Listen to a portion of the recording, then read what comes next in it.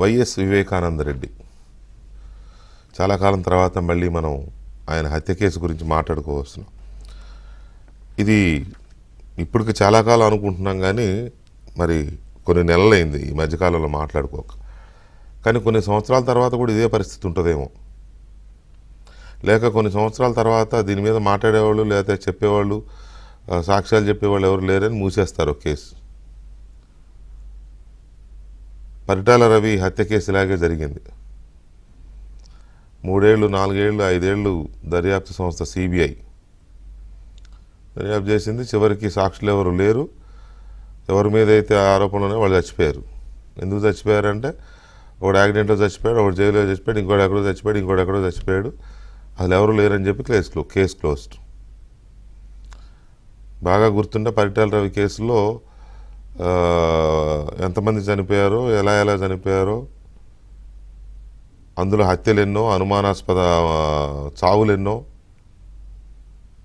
ఇదో పెద్ద మాఫియాలాగా జరిగింది. అప్పుడు పరిటాల రవిని చంపడానికి లోకల్గానే ఒక మాఫియా అంటే సహజంగా మనం ముంబై, పాకిస్తాన్, దుబాయ్ ఏదో లెక్కేసుకుంటాం కాదు. ఆ జిల్లాల్లోనే కొంతమంది వ్యక్తులు ఒక మాఫియా నడుపుతారు. వాళ్ళే చంపుతారు, వాళ్ళే చంపిన వాళ్ళని చంపేస్తారు.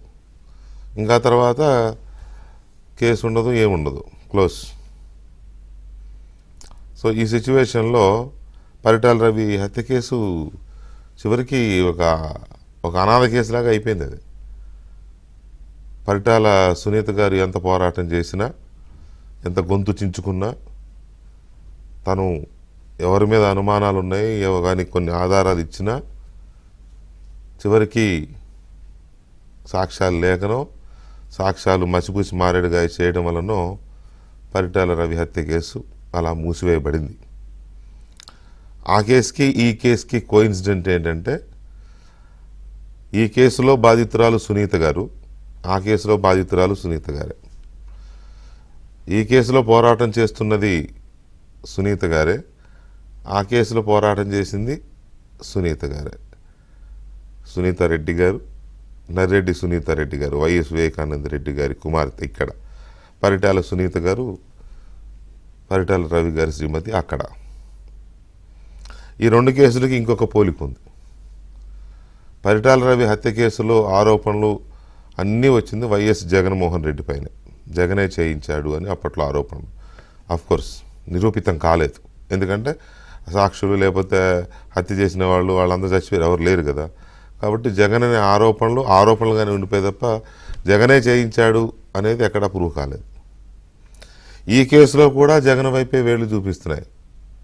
అందరూ జగనే చేయించాడు అంటారు. జగన్ చేయించాడు, లేకపోతే భారతి గారికి తెలుసు, చేసింది అంతా తెలుసు, వాళ్ళ మొత్తం కుటుంబంలోనే జరిగిందని. అది కూడా ఒక సారూప్యత ఈ 2 కేసుల్లో. ఇక 3వది అత్యంత ముఖ్యమైన సారూప్యత, పరిటాల హత్య కేసులో సాక్షులు చచ్చిపోయారు, కొందరు చంపబడ్డారు, కొందరు అనుమానాస్పదంగా ఆత్మహత్య చేసుకున్నారు, కొంతమంది రోగాలు చచ్చిపోయారు. ఆ రోగాలు ఎందుకో సడన్గా వచ్చినాయి. అప్పుడు దాకా గుండులాగా ఉన్నోళ్ళు కూడా సడన్గా వచ్చి చచ్చిపోయారు హాస్పిటల్స్లో. సాక్షులు లెక్క కేసు మూసేశారు. సిబిఐ కూడా సాగదీసి సాక్షులు ఎవరు లేరని మూసేసింది. ఈ కేసులో కూడా దర్యాప్తు సాగదీయబడుతోంది. ఈ సాగదీతతో సమానంగా సాక్షులు చచ్చిపోతున్నారు. ఇప్పటికే కొంతమంది హత్య చేయబడ్డారు, కొంతమంది ఆత్మహత్య చేసుకున్నారు, కొంతమంది అనుమానాస్పద సావులుగా చెప్తున్నారు. మరి అది ఎన్నాళ్ళు సాగదీయబడుతుందో, ఎంతమంది చచ్చిపోతారో, చివరికి ఎవరూ లేరు కాబట్టి మూసేస్తున్నాం. మన పవన్ కళ్యాణ్ కనుక సీజ్ ద షిప్ అన్నట్టు క్లోజ్ ద కేసు అంటారేమో. చాలా సిగ్గుపడాల్సిన విషయం ఇది.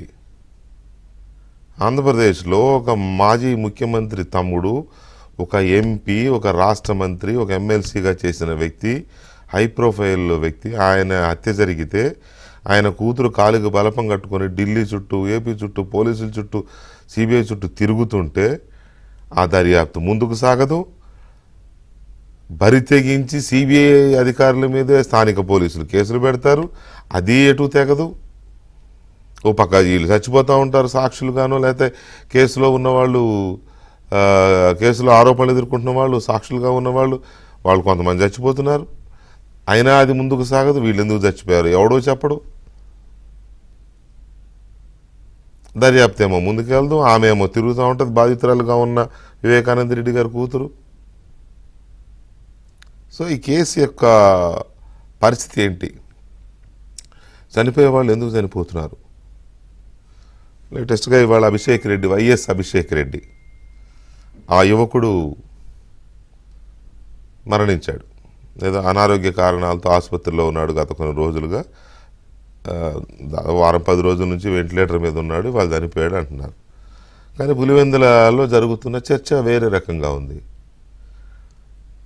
వివేకానంద రెడ్డి గారి హత్య జరిగిన చావు వార్త బయటకు వచ్చిన మరుక్షణం అవినాష్ రెడ్డి వీళ్ళతో పాటు ఈ అబ్బాయి కూడా అక్కడ ఉన్నాడు, అభిషేక్ రెడ్డి కూడా. అభిషేక్ రెడ్డి చెప్పింది అంటే అతను దర్యాప్తు బృందానికి, ఆ కేసును దర్యాప్తు చేస్తున్న బృందానికి ఒక స్టేట్మెంట్ ఇచ్చాడని చెప్తున్నారు. ఏమని? అది చూడగానే నేను అన్నాను, ఇది అనుకోకుండా జరిగిన చావు కాదు, ఇది ఎవరో చంపేశారు, ఇది హత్య చేసినట్టు ఉందని నేను అన్నాను అప్పుడే.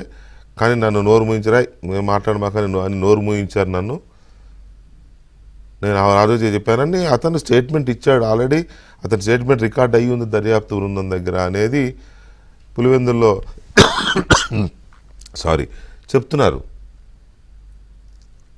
ఆ అబ్బాయి వాళ్ళు చనిపోయాడు. ఆ అబ్బాయి వీళ్ళకి తమ్ముడు వరుస అవుతాడు. జగన్మోహన్ రెడ్డికి, అవినాష్ రెడ్డికి, వీళ్ళకి తమ్ముడు వరుస అవుతాడు. అతను చనిపోయాడు. 34 ఏళ్ళు ఎంతో అతని వయసు. అంతకుముందు ఏ రోగము లేదు. మొన్న ఎన్నికల్లో కూడా పులివెందుల లింగాల మండలానికి జగన్మోహన్ రెడ్డి తరఫున లింగాల మండలం ఇన్ఛార్జిగా పనిచేశాడు చురుగ్గా. జగన్మోహన్ రెడ్డి అక్కడ గెలవడంలో అతను కీలక పాత్ర పోషించాడు. మరి సడన్గా ఎందుకు చచ్చిపోయేంత జబ్బు చేసిందో ఎవరికి తెలియదు. ఇక్కడ ఇంకొక కీలకమైన విషయం ఏంటంటే, బాగా గుర్తుపెట్టుకుంటే, కర్నూలులో అవినాష్ రెడ్డి వాళ్ళ మదరు హాస్పిటల్లో ఉంది అని కర్నూలు ఆసుపత్రిలో చేర్పిస్తే సిబిఐ వాళ్ళు వెళ్ళి 3 రోజులు అక్కడ శతవిధాల ప్రయత్నించారు అవినాష్ రెడ్డిని అరెస్ట్ చేయడానికి. అక్కడ ఎంత హంగామా జరిగిందో, అక్కడ ఎంత ఫోర్స్ని పెట్టారో సిబిఐ వాళ్ళు. అయినా కూడా స్టేట్ పోలీసు సిబిఐని అలో చేయలే లోపలికప్పుడు. అవినాష్ మనుషులు కానీ, అవినాష్ వాళ్ళ గ్రామాల నుంచి వచ్చిన మనుషులు కానీ వెళ్ళనివ్వలేదు సిబిఐని. 3 రోజుల పాటు వెనక్కి వచ్చేసింది. ఆ టైంలో జరిగిన చర్చ ఏంటంటే, ఒకవేళ సిబిఐ అవినాష్ రెడ్డిని అరెస్ట్ చేస్తే